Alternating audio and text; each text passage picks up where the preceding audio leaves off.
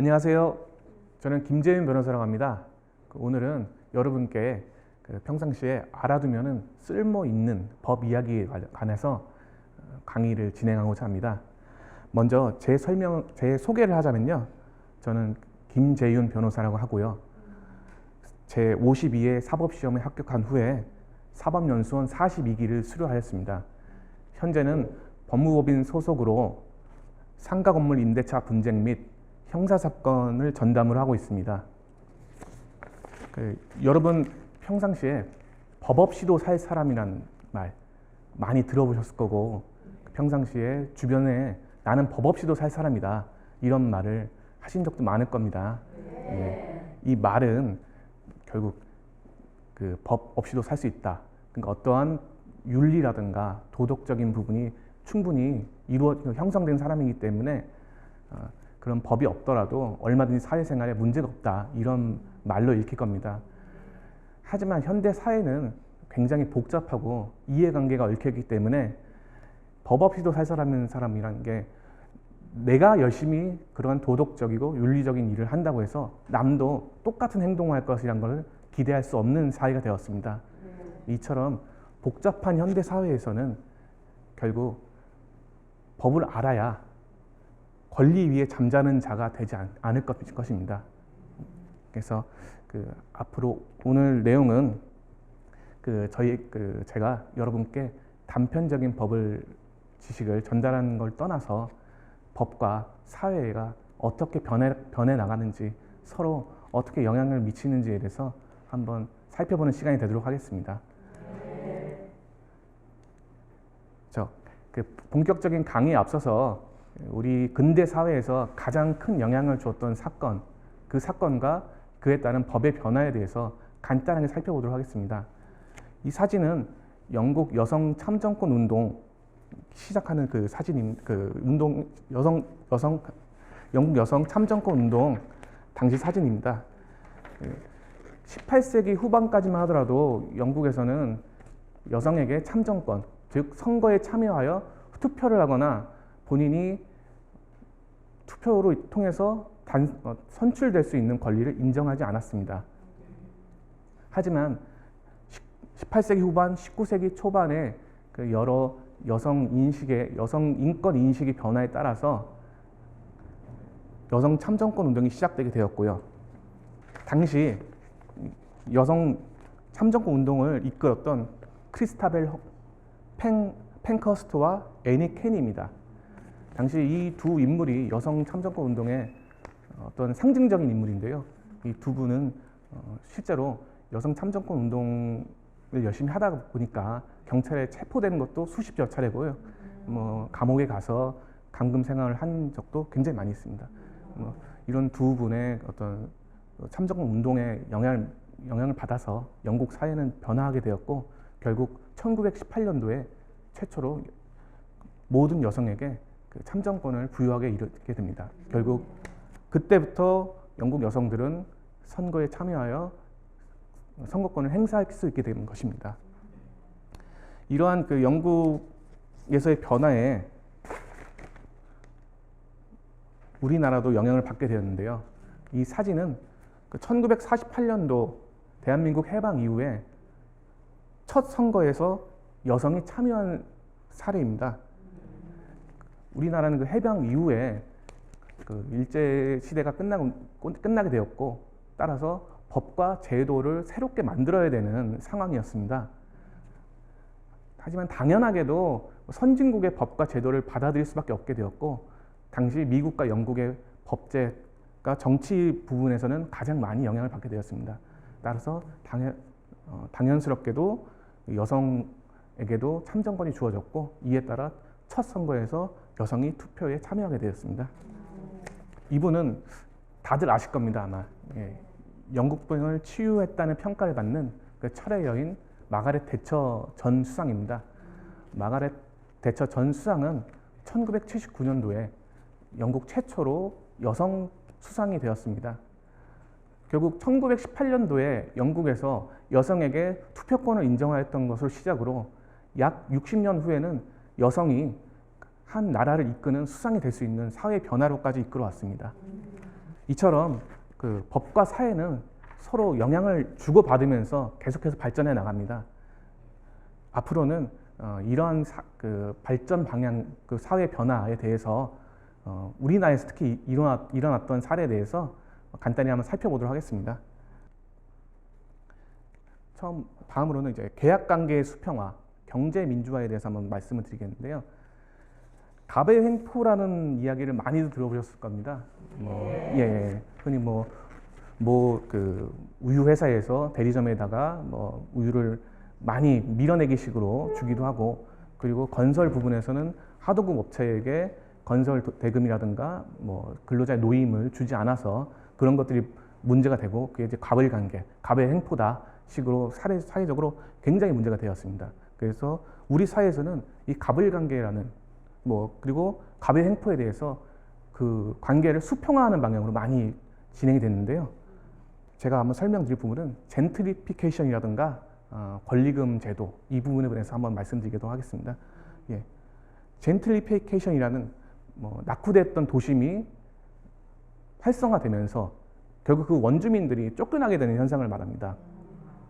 흔히 가로수길이라든가 이태원 경리단길 많이들 알고 계실 겁니다. 처음에는 그곳이 그렇게까지 영업이 많이 잘 되고 상권이 형성되지는 않았습니다. 하지만 다양한 개성 있는 가게들이 많이 들어오게 되고 다양한 어떤 상인들이 노력을 하다 보니까 사람들이 많이 자연스럽게 찾아가게 되고, 그럼 자연스럽게 찾아가게 되면은 어떤 영업이 점점 잘 되면은 그 상권이 발달하게 됩니다. 결국 그 발달하게 되면은 발달하게 된 그 노력은 거기서 영업을 한 장사를 하신 분들이 노력을 하게 됐는데, 나중에 결국에 그 건물주가 그 임차인 거기서 영업하신 분들을 쫓아낸다든가 아니면은 월세를 과도하게, 실제 사례에서는 2배, 3배로 늘리는 경우도 있습니다.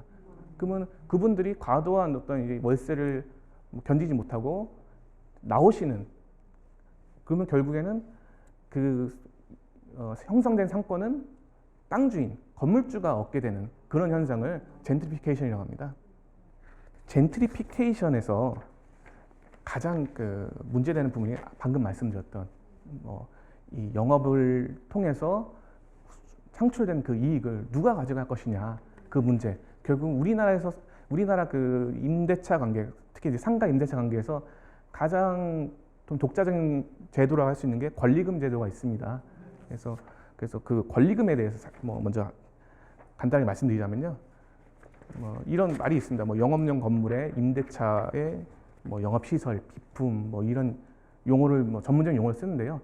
쉬운 말로 하자면 어떤 건물을, 상가 건물이 있다고 합시다. 그럼 건물에 장사를 하려면은 그냥 들어가서 아무런 집기 없이 할 수는 없지 않습니까?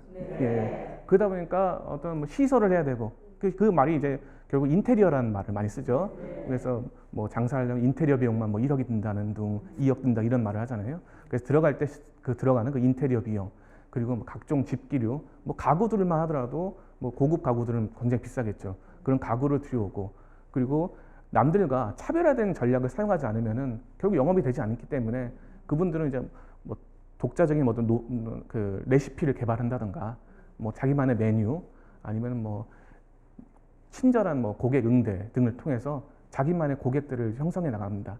그런 부분들, 그러니까 이제 방금 말씀드렸던 인테리어 같은 부분들은 어떤 유형적, 눈에 보이는 자산이라 할 것이고, 그리고 영업상의 노하우라든가 독자적인 메뉴 이런 거는 눈에 보이지 않는 무형적 자산이라고 할 것입니다.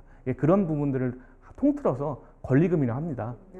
그래서 보통 이제 영업을 시작하실 때 공인중개사를 찾아가시면은 거기는 바닥 권리금만 해도 3천만 원이에요 라든가, 어디는 권리금 5억인데 한 달에 얼마씩 보장한다더라, 이런 말씀 많이 들어봤을 텐데 그게 바로 권리금입니다.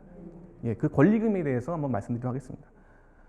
그 종래 권리금 제도에 대해서 한번 간단히 말씀드리겠습니다. 여기에 임대인, 건물주 씨가 있고, 이 A, B, C라고 편의적으로 나눴는데, 이 A라는 분이 예를 들어가지고 이 건물주 씨와 처음 임대차 계약을 맺었다고 합시다. 근데 A라는 분은 그 건물주 씨에게 직접 권리금 1억 원을 주고 권리금 계약하고 그리고 임대차 계약을 맺었다고 합시다. 예. 그래서 권리금 내고 영업을 하고 뭐 해서 돈을 벌고 해서 임대차 기간이 끝나게 돼요. 끝나게 나서 A씨가 본인이 권리금 1억을 투하했으니까 이걸 회수하기 위해서 B씨를 데려옵니다. B씨를 데려와서 권리금 계약을 1억을 맺고 그 B씨한테 1억을 받고 B씨를 이제 건물주 씨한테 데려가는 거죠. 아, 제가 이제 계약이 끝났는데 건물주 씨, 이 B씨와 계약을 맺어 주십시오. 그래서 B씨와 이제 계약을 맺었다고 합시다. 예. 그러면 이제 B씨 입장에서는 이제 본인도 이제 장사를 할 거 아닙니까? 장사를 하고 뭐 영업을 하고 본인도 한 5년 동안 영업을 했다고 가정합시다. 5년 후에 B씨도 이제 본인도 1억 원을 들였기 때문에 본인도 이제 1억 원을 이제 보장받기 위해서 C씨를 이제 데려왔다가 이제 가정하면은 그래서 C씨하고 권리금 계약을 1억 원에 체결하게 됩니다. 그래서 이제 C씨를 데려가요. 그래서 건물주 씨한테 아, 이번에 C씨를 데려왔는데 이분하고 이제 임대차 계약을 체결해 주시면은 저는 이제 권리금 1억을 받고 나가면은 아, 될 것 같습니다. 근데 건물주 씨가 이제 갑자기 다른 얘기를 하는 거죠.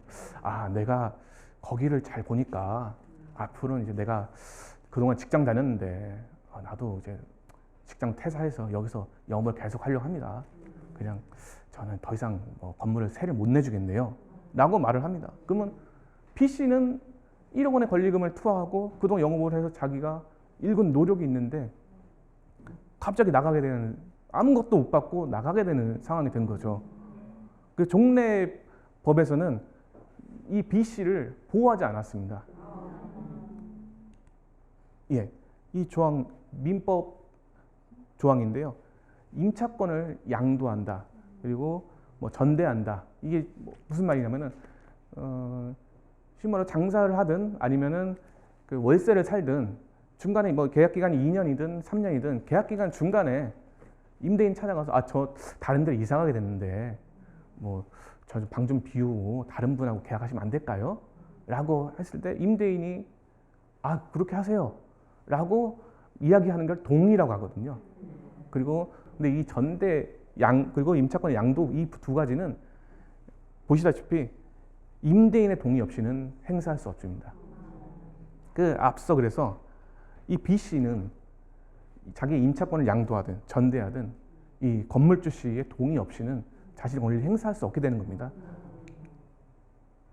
그래서 이 부분이 굉장히 문제가 많이 됐고 실제 이제 판례에도 자, 이 판례 같은 경우는 권리금이 아까 사안처럼 임차인으로부터 임대인에게 건물주한테 권리금을 준 경우에도 그 계약 기간 동안 아무 문제 없이 영업만 하게 되면은 뭐 이제 계약 기간 다 끝나고 임대인을 찾아가서 내가 준 권리금 돌려주세요 라고 주장을 못 한다는 겁니다. 다만 여기서 이제 이야기를 하듯이 뭐 임차권을 양도하거나 전대차를 하는 기회에 그런 기회에 뭐 새로운 사람으로부터 권리금을 돌려받는 거는 뭐 가능하다. 하지만 그 아까 살펴봤듯이 그 부분은 그 건물주의 동의가 있어야 되기 때문에 뭐 허울 좋은 말뿐이죠. 이런 부분들이 종래 우리 사회에서 굉장히 많은 문제가 되었습니다. 네, 이런 그 사회에 계속된 문제 제기에 따라서 그 상가 임대차 보호법이 개정되기 이릅니다. 이 개정은 2015년 5월 13일 이제 한 2년 반밖에 안 됐습니다. 2년 반 전에 개정이 되는데요. 그 내용은 간단하게 설명드리자면 그렇습니다. 임대차 기간이 끝나는 경우에 임차인은 건물주한테 권리금을 달라 이런 얘기는 못하지만 임차인은 계약 기간 3개월 전에 새로운 임차인을 데려와서 권리금 계약을 맺은 다음에 건물주한테 자, 우리는 계약 기간 끝났지만 제가 데려온 새로운 분, 이분하고 새로운 임대차 계약을 맺어주십시오 라고 주장을 할 수 있게 된 것입니다. 그래서 이렇게 주장을 하게 되면은 건물주는 방해를 하면 안 되는 의무가 있는 거죠. 근데 물론 이제 건물주가 데려온다고 해서 법에 있다고 해서 무조건 다 계약을 해주지 않을 거 아닙니까? 그래서 만약에 새로운 임차인을 데려왔는데 계약을 해주지 않는 경우에는 여기 내용이 들어왔는데요. 손해가 나는 경우에 그 손해를 배상할 책임이 있습니다. 쉬운 말로 제가 이제 나갈 때가 됐어요. 나가게 돼서 뭐 새로운 분을 막 찾다 보니까 1억 원을 주고 들어오겠다 이런 분이 있는 거예요. 그래서 그분하고 권리금 계약 1억을 체결했어요. 그 계약을 체결한 다음에 이분을 이제 모셔온 거죠. 건물주 씨한테. 자, 이런 분이 있는데 새로 이제 이분하고 계약을 맺으십시오. 그래야 제가 1억 원이라는 권리금 받고 이제 저도 나가서 다른 데서 이제 새롭게 또 뭐 영업시설 한 다음에 권리금 가지고 새로 영업시설 한 다음에 저도 장사를 할 수 있을 것 같습니다. 라고 이야기를 했는데 건물주 씨가 뭐 어떤 타당한 이유 없이 안 된다. 나는 뭐 네가 데려오는 사람은 계약할 수 없다. 라든가 아니면 내가 여기서 장사할 거다. 이렇게 방해한 경우에 이분의 손해가 예를 들어서 권리금 계약을 1억을 했다. 1억 원에 대해서 손해배상을 해줘야 된다는 것입니다. 이런 이제 권리금 보호 조항, 방금 보셨던 새로운 그 법에 따라 가지고 최근에 서울중앙지방법원에서 선고한 사건에 대해서 한번 설명해 드리도록 하겠습니다. 2017년 10월 12일에 선고된 사건이고요. 예, 이분 같은 경우도 임대차 기간이 5년이 경과하였습니다. 근데 5년이 경과되기 전 시점에 건물주 임대인이 난 더 이상 5년 다 채워졌으니까 더 이상 당신이 영업할 수 있도록 허락하지 않겠다. 나가라. 라는 의사표시를 했고요. 근데 이 임차인은 방금 말씀드렸듯이 나가는 시점이 됐으니까 이제 권리금을 회수해야 되는 시점이 된 것입니다. 그래서 이분은 새로 임차인이 되려는 나 대신 들어오려는 분을 찾아서 4,800만 원의 권리금 계약을 체결하게 됩니다. 이에 따라 가지고 임차인은 건물주한테 이 사람과 새로 임대차 계약을 체결해 주세요 라고 주장했지만 받아들이지 않게 됐습니다. 그래서 결국에 건물주는 5년 다 지났으니까 나가라. 그리고 임차인은 당신이 내가 새로 데려온 임차인과 계약을 맺지 않았으니까 내 손해를 배상해 달라라는 소송이 진행된 것입니다. 그 재판부의 판단은 우선 이 권리금 상당의 손해배상 책임을 인정하였습니다. 결국에 아까 보여줬던 그 임차인이 새로운 임차인을 데려와서 권리금 계약을 했고 그 사람과 건물주가 새로 임대차 계약을 맺었으면 이분이 권리금을 받고 나갈 수 있는데 임대차 계약을 새로 안 맺었기 때문에 손해가 발생하였다. 그렇기 때문에 그 손해 상당액을 배상해야 한다라고 판시했고요. 두 번째로 이 사건 같은 경우처럼 임대차 기간이 5년이 지났어도 임차인은 권리금 회수 기회를 보호된다. 그러니까 이 종래에도 이 법이 들어오기 전에도 예를 들어 가지고 5년 계약을 맺어도 한 3년 하다가 임대인이 동의해 주면은 이 임대차를 양도하고 뭐 나온 경우는 있었는데 이 법이 들어온 이후에도 5년 경과했다 하더라도 권리금을 회수할 기회는 보장된다라고 못을 박았고요. 이처럼 상가건물 임대차 보호법이 개정이 됨에 따라 우리 사회는 임차인 보호를 위한 방향으로 더욱더 나아가고 있습니다. 그래서 현재 그 서울시에는 상가 임대차 분쟁센터가 있는데요. 이 상가건물 임대차 보호법에 권리금 조항이 들어온 이후로 이 분쟁에 관련된 분쟁 조정해달라 이런 분쟁이 있는데 어떻게 해야 됩니까? 이런 상담 건수가 날이 갈수록 증가하고 있습니다. 그리고 임차인 측에서도 종래에는 상가건물 임대차 보호법상 최장 보호기간이 5년이었다면 앞으로는 나는 10년까지는 장사하게 해달라 라고 이제 주장을 하고 있습니다. 특히 이제 리모델링을 한 번 하게 되면 거액의 돈을 투입하게 되는데 그 돈을 도로 회수하기 위해서는 5년이라는 기간은 너무 짧다. 10년은 보장해달라. 이렇게 주장하고 있고 지금 정부에서도 이러한 주장에 따라가지고 연말 정도에는 상가건물 임대차 보호법을 개정해서 10년까지 보장하는 내용으로 바꾸겠다고 계획을 하고 있습니다. 자, 그래서 국회에서도 많은 그 국회의원분들이 이 상가건물 임대차 보호법을 개정하자. 그래서 그 내용 발의를 많이 하고 있습니다. 그래서 여기도 지금 뭐 아시는 분은 아시겠지만 이제 유명한 이제 국회의원분이 한 분 계신데 예, 그 소위 맘상보법이라 해서 방금 말씀드렸듯이 상가 임대차 보호법에 적용을 받지 못하는 상가를 줄이자. 그리고 상가 임대차 보호법상의 갱신 기간을 10년까지 늘려서 임차인들을 보호하자. 뭐 이러한 개정안을 발의하고 있습니다. 뭐 특히 이런 법 말고도 많은 분들이 지금 법을 더 좋은 방향을 개정하자고 개정안을 내고 있는 상황입니다. 지금까지 권리금 제도 법제에 대해서 좀 말씀드렸는데요.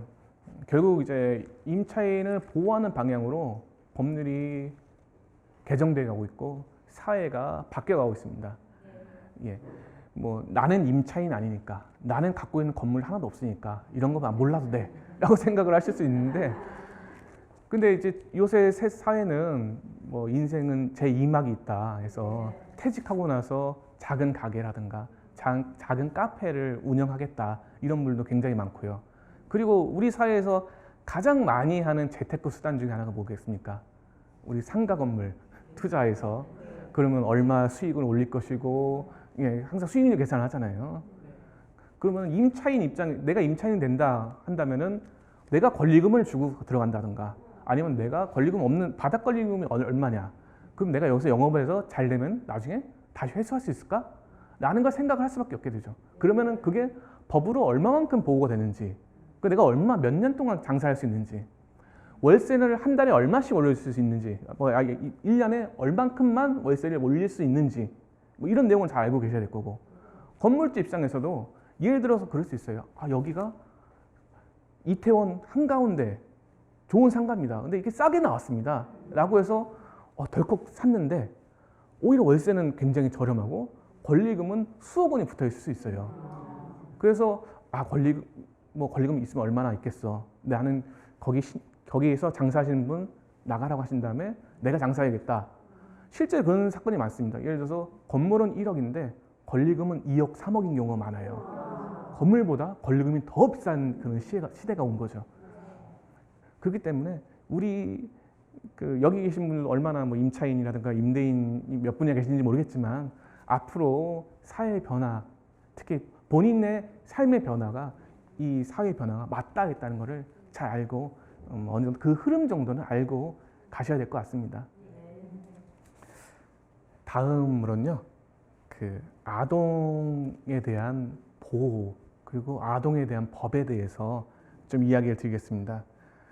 우선 아동을 잘 되라, 특히 학생이 잘 되라는 목적에서, 그런 교육적 목적에서 체벌이 허용될 것이냐, 법적으로 허용될 것이냐, 그리고 이 체벌이라든가 어떤 정신적인 학대를 뛰어넘어서 아동 학대에 대해서 사회 인식과 법의 변화가 어떻게 이루어지고 있는지 그 부분에 대해서 한번 설명드리도록 하겠습니다. 이 그림 다들 아시죠? 예, 단원 김홍도 선생의 서당이라는 그림입니다. 굉장히 유명한 그림이죠. 이 그림 보면은 한 아이가 울고 있어요. 근데 왜 울고 있는지 아시겠어요, 혹시? 이게 옆에 보면은 회초리가 있어요. 아마도 회초리에 끌고 허벅지를, 종아리를 매만지는 거 보니까 회초리를 맞은 것 같아요. 아마 굉장히 말썽을 많이 피는 학생 같은데 손장 선생님께 혼이 나고 울고 있는 그 사진입니다. 이 그림을 보면은 우리 사회가 조선시대에서 아마 체벌이 있었을 것이다 라는 정도는 알 수 있는 것 같습니다. 우리 사회는 종래 유교적인 색채가 아무래도 강하다 보니까 사랑의 매라는 말을 많이 썼죠. 그래서 그 학생이 엇나가지 않기 위해서 매를 든다. 그리고 나는 너를 사랑해서 때리는 거지 미워서 때리는 게 아니다 라는 이야기를 많이 했습니다. 이처럼 종래 우리 사회에서 체벌을 넓게 허용하였는데요. 근데 이 사회가 변하다 보니까 체벌을 허용할 것이냐, 그리고 허용한다면 어디까지 허용할 것이냐, 뭐 그런 부분에서 굉장히 많은 이야기가 오고 가고 있습니다. 그래서 다음에는 체벌 허용 여부에 대해서 한번 살펴보겠는데, 먼저 간단하게 체벌 찬성론과 반대론에 대해서 한번 이야기 드리겠습니다. 체벌 찬성론은요, 체벌이란 게 교육적 효과가 있다. 그리고 아이가 체벌을 두려워할 수밖에 없기 때문에 자신의 행동을 교정할 수밖에 없고, 그래서 그 효과가 즉각적으로 나타나게 되고, 그리고 학교라는 그 단체 생활에서 그 체벌을 통해서 그 행동을 교정하게 되면은 질서 유지가 되고, 그리고 사회, 그것도 작은 사회니까 사회생활을 어떻게 해야 될 것인가에 대해서 알게 된다. 이런 내용. 그리고 결정적으로 교사에게는 수업권이라는 권한이 있고, 그 수업권 내에는 징계권이 있으며, 그 징계권 내에는 교사의 재량에 따른 체벌이 허용된다, 포함된다 라는 이야기를 하게 됩니다. 반면에 그 체벌 반대로는요, 인간의 존엄성이라는 이야기를 합니다. 인간, 특히 학생이라 하더라도 하나의 인간으로서 존엄한 가치가 있다. 그렇다면 그 존엄한 가치에 대해서 함부로 신체적인 도구라든가 신체를 이용하여 어떤 고통을 줄 수는 없는 것이다. 그리고 교사의 수업권이라는 것도 그러한 인간의 존엄성을 반하여 인간의 존엄성을 뛰어넘을 수 있는 권한이라고 할 수는 없다라는 그 체벌 찬성론과 반대론이 있습니다. 예, 다음은 이렇게 종래의 법과 판례에 대해서 한번 설명을 드리겠습니다. 이제 이 부분, 그러니까 예전에 우리 사회에서 어떻게 바라봤는지에 대한 건데요. 보시듯이 도구와 신체를 이용한 직접 체벌도 허용하였습니다. 여기서 말하는 도구라는 것은 처음에 그림에서 나왔던 회초리라든가 몽둥이라든가, 여기 계신 분들도 학교 다니면서 아마 본인이 맞을 수도 있겠지만 학교에서 다른 학생이 맞는 것도 많이 봤을 텐데요. 예, 그런 또 이제 신체를 이용한다는 것은 선생님의 신체를 이용한 거죠. 그러니까 뺨을 때린다든가 다리로 발로 찬다든가 그런 부분까지도 직접 체벌도 교육적인 목적이 있다면은 전부 다 허용을 하였습니다. 이 내용이 이제 법이 참 어려워서 쉽게 말씀드리자면은 이 학교의 장은 교육상 필요한 경우에는 이러이러한 경우에 따라 학생을 징계할 수 있다. 그러니까 쉬운 말로 교장 선생님이라든가 학교 선생님은 교육적으로 필요하면은 학생을 징계할 수 있다는 내용이에요. 자, 그 징계가 무엇이냐? 그 시행령입니다. 시행령이란 거는 법이 너무 포괄적으로 넓게 써놓으면은 이 시행령, 대통령령이라든가 교육부령으로 좀 이제 범위를 좁혀놓는 거거든요. 그러면 교육적 목적의 징계가 뭐냐에 대해서 시행령에서 어떻게 쓰고 있냐면요. 교육상 불가피한 경우를 제외하고는 학생에게 신체적 고통을 가하지 아니하는 훈계, 훈육을 할 수 있다. 이제 어려운 말인데 교육상 불가피한 경우를 제외하고는 고통을 주면 안 된다는 거니까 교육상 불가피한 경우에는 학생에게 신체적 고통을 줄 수 있다는 거예요. 예, 그게 방금 말씀드린 것처럼 회초리가 될 수 있고 몽둥이가 될 수도 있고 뺨을 때리는 걸 수도 있고, 예, 다양한 방법이 될 수 있는 겁니다. 다만 이제 교육상 목적이라든가 그리고 방법이라든가 정도에 대해서는 아무런 이야기가 없기 때문에, 예, 종래 이제 대법원 판결에서 그것에 대해서 좀 이야기를 한 판결이 있습니다.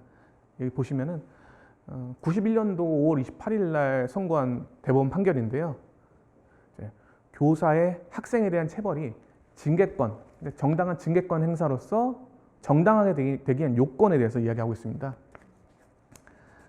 교사의 체벌이 징계권 행사로서 정당행위에 해당하려면 먼저 그 체벌이 교육상 필요, 말 그대로 이 학생이 엇나갔는데 다시 돌이키려는 그 필요가 있어야 되는 거죠. 교육성 필요. 그리고 다른 수단으로는 도저히 불가능하다.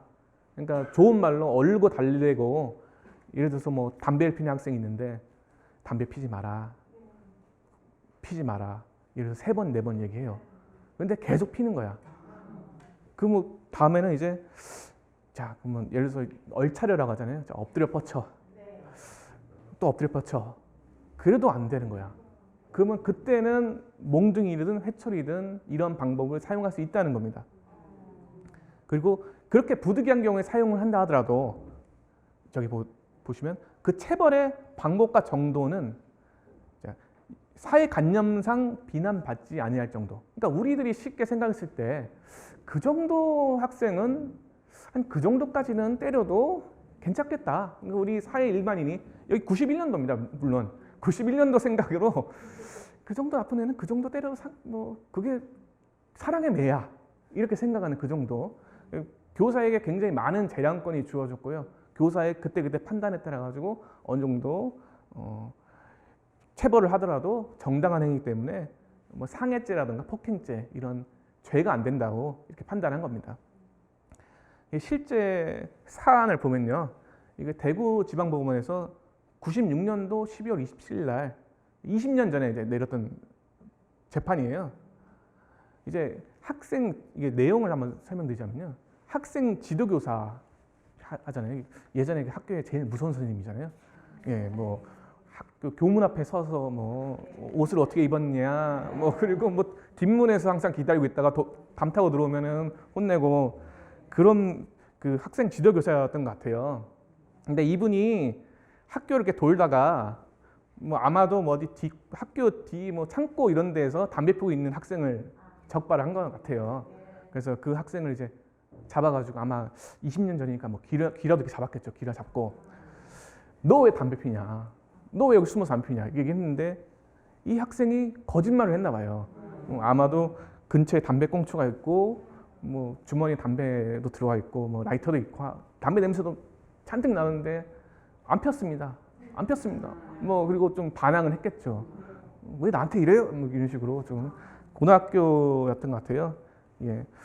그러다 보니까 이 선생님이 어떻게 체벌을 했냐면은 머리를 한 3대 때려요. 이렇게 머리 옆통수 3번 때리고 그래도 이 학생이 좀 말을 안 들으니까 자기 본인의 다리로 그 엉덩이를 한 2번 걷어찹니다. 그래서 이 학생이 그게 억울했는지 고소를 했고 그 고소한 사건이 재판까지 가서 이렇게 쭉 진행이 됐는데 결국 판단은 아까 그 말씀드렸던 그 재판 판결에 따라서 교육적인 목적이 있다. 이 학생은 교내 학교 안에서 몰래 숨어서 담배 피우는 학생으로 굉장히 그 보통 방법은 안 되는 학생인 거죠. 뭐 거기서 피지 마라고 말한다고 될 학생이 아니고 거기다가 지도교사가 뭐 왜 담배 폈냐 하는데 거짓말을 할 정도고 그렇기 때문에 이런 학생은 그 정도 발로 걷어차고 뺨 때리고 뭐 이 정도는 사회적으로 봤을 때 20년 전이니까요. 20년 전에는 아마 몽둥이로 때렸어도 아마 무죄가 났었을 거예요. 아마 예.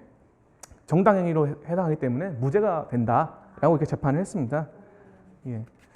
그러한 이제 저도 사실은 97년도까지 고등학교를 다녔습니다. 그래서 저도 그때 저도 많이 맞기도 하고요. 왜냐면 단체 기합이라든가 이런 것도 많았고 그때 당시 사회에 그리고 뭐 사실 뭐 지각을 한다든가 뭐 조금 뭐 엇나가기만 해도 일단은 뭐 이 몽둥이로 몇 대씩 맞고 숙제만 안 해도 사실 그때는 뭐 맞았던 세상이니까요.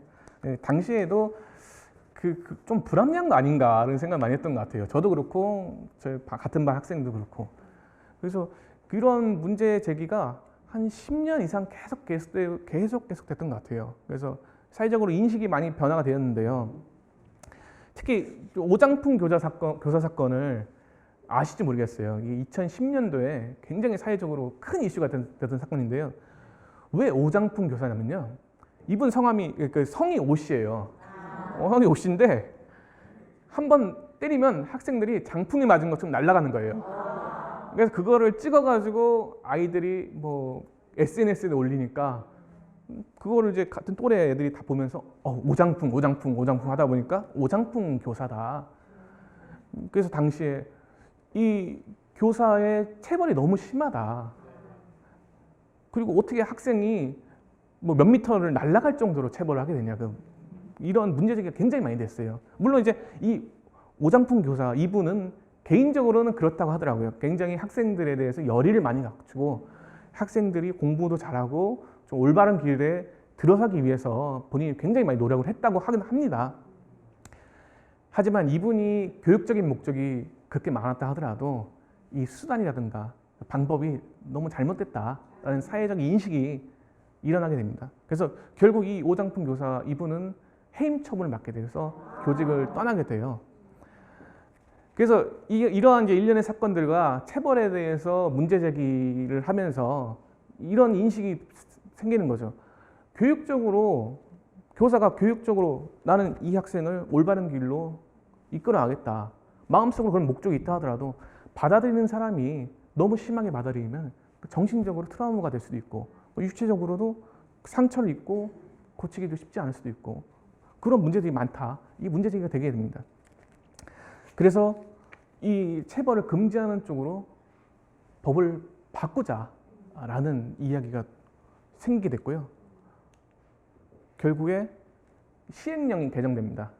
아까 그 시행령을 잠깐 살펴드릴까요? 자, 여기서 종전인 시행령. 이게 2010년도까지 있던 시행령입니다.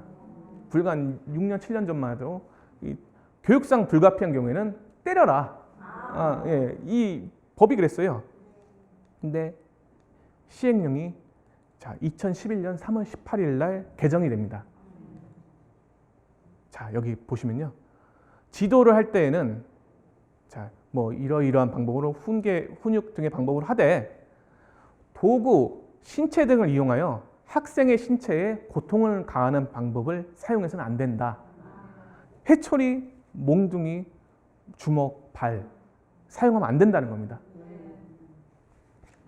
제가 실제로 이제 담당했던 형사 사건이 있는데 올해 재판을 받았어요. 올해. 근데 이분이 1970년대에 처음 교사 생활을 시작했어요. 이분이 이제 연세가 한 70대 가까이 되시는데 체육교사로 시작을 하셔가지고 한 20년간을 뭐 좀 아이들 올바르게 뭐 끌고 갈 마음에 좀 체벌도 가하고 뭐 얼차례도 주고 이렇게 하셨나 봐요. 근데 이분이 그렇게 생활하시다가 한 20년 정도 하시고 일단은 한번 퇴직을 하셨다가 공교롭게도 한 2010년쯤에 교직으로 돌아오신 거예요. 그게 나서 초등학교에 들어가서 그 반에 이제 뭐 결손 가정에 자라는 아이가 있었던 거예요. 그래서 그 아이를 학교 끝나도 놔두고 이제 공부도 가르치고 수업 시간에 숙제 안 해오면은 때리기도 하고 뭐 틀리면 때리기도 하고 했는데 이 학생이 한 5년 지나가지고 고등학생이 돼서 선생님을 고소를 한 거예요. 이거는 나를 학대한 거다. 그래서 이분이 결국에 상습 아동학대로 기소가 돼서 징역형으로 처벌받았어요. 그러니까 이제 옛날 아까 봤던 그런 이제 뭐 흡연한다고 해서 때리고 그분이 요새 그랬다면 아마 이분도 이런 처벌받았을 겁니다. 이렇게 법이 바뀌었고요. 그 최근 법원 판결은 방금 말씀드렸던 것처럼 직접적인 체벌을 가하는 것은 정당화될 수 없고 아동학대다. 이젠 체벌은 아동학대라는 그런 인식이 생긴 겁니다. 그래서 이런 법의 변화에 따라 가지고 최근에는 그 학교 내에서 학생들이 뭐 학대를 당한 거나 뭐 신체적인 것뿐만 아니라 뭐 정신적인 체벌에 대해서도 굉장히 많이 사회적으로 인식이 변화가 되고 있어요. 그래서 이거 재작년에 굉장히 유명했던 사건이에요. 초등학교 교사가 숙제를 안 해온 학생을 제자들한테 예를 들어서 30명 있으면은 나머지 애들한테 얘가 숙제 안 해왔다. 얘 숙제 안 해온 애는 하루 왕따 시켜 라고 시킨 거예요. 그래서 그 아이의 숙제 안 해온 애한테 다른 학생이 말을 걸면은 그 학생도 혼나는 거예요. 아니면 같이 왕따가 될 수도 있는 거고. 물론 이 선생님은 회초리를 들거나 몽둥이를 들지는 않았어요. 하지만 이 정신적으로, 정서적으로 이 학생은 엄청난 충격을 받았을 겁니다.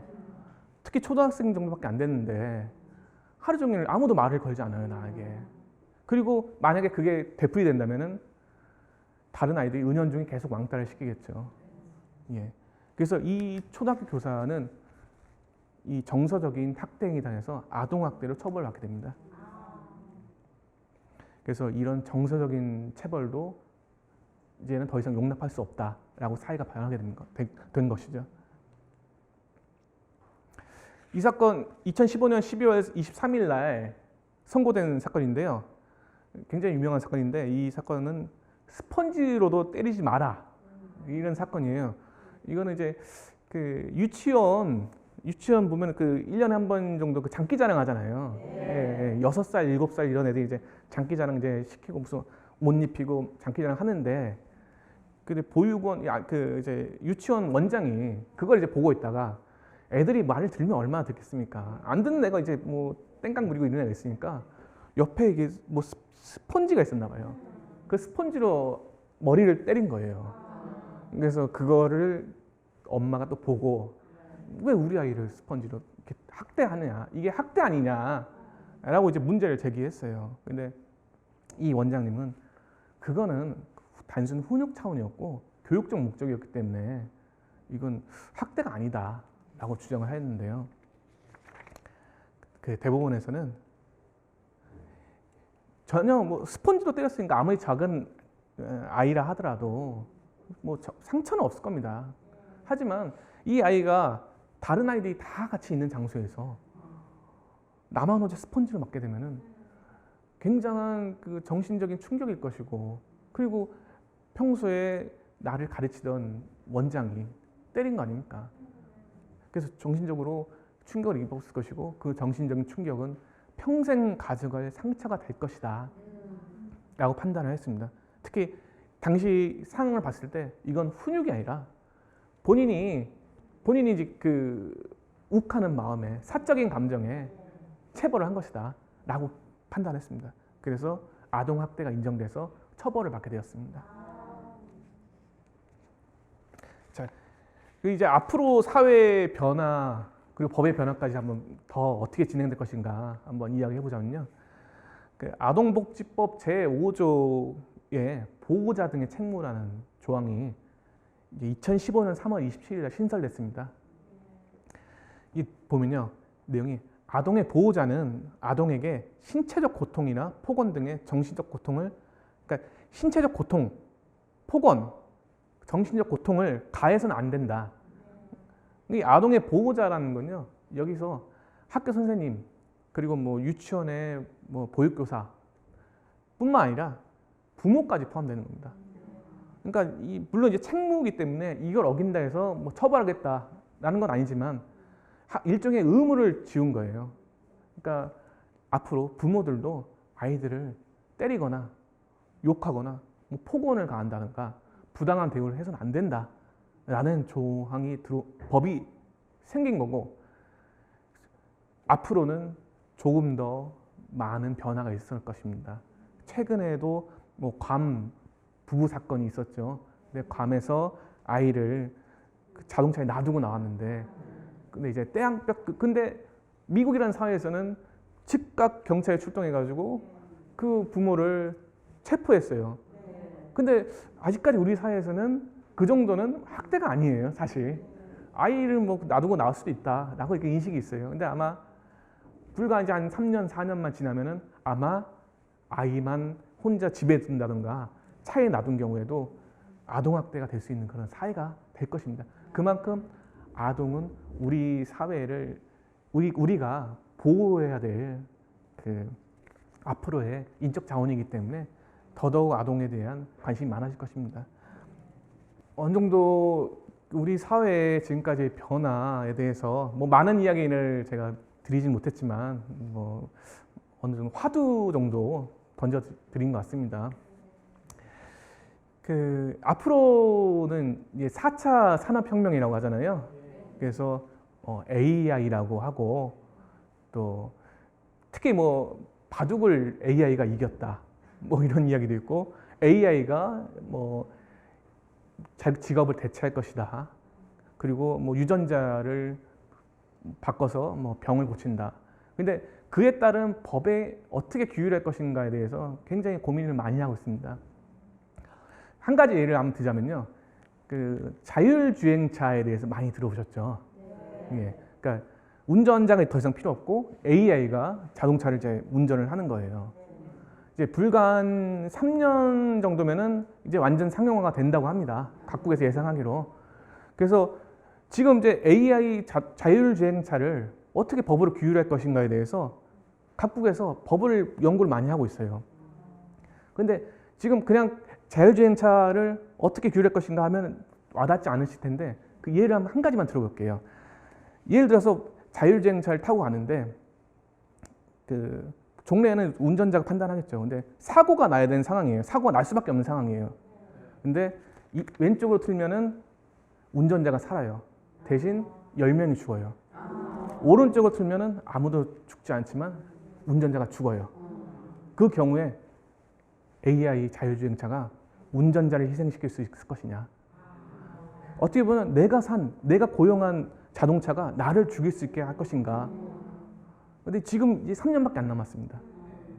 지금 그거를 규율하고 있어요. 근데 이 부분은 결국 몇몇이 모여서 몇몇이서 만들어가는 게 아니에요. 우리 모두가 문제를 인식하고 이렇게 돼야 되는 거 아니냐라는 이야기를 해야 그 이야기를 반영한 부분이 결국 사회로 나타나게 되고 법으로 나타나게 되는 것입니다. 그래서 앞으로 이런 4차 혁명에 대해서도 한번 관심을 가지고 생각해 보시면 참 좋을 것 같습니다. 예. 오늘 강의는 여기까지 하도록 하겠습니다. 감사합니다.